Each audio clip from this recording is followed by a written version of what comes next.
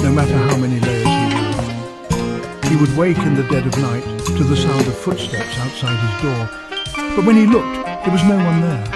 His wife grew uneasy, and his children cried in their sleep, claiming they saw a lady in white watching them from the shadows. One night, as Kaito sat alone in his study, the lantern flickered and died.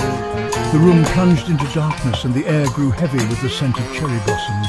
He froze, his heart pounding as a faint, mournful wail echoed through the house. Slowly, the door creaked open, and there she stood.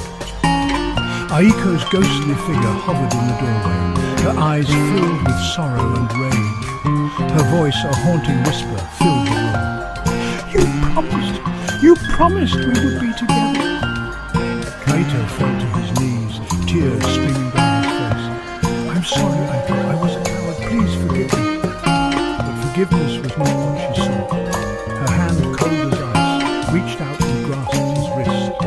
The room spun, and Kaito felt himself being pulled into the darkness. The last thing he saw was her face, twisted in anguish as she whispered, "Some pacts are meant to be kept, even in death." The next morning, Kaito's family found his lifeless body in the study. His face was frozen in a mask of terror, and his wrist bore the faint imprint of a hand, small and delicate, like a woman's.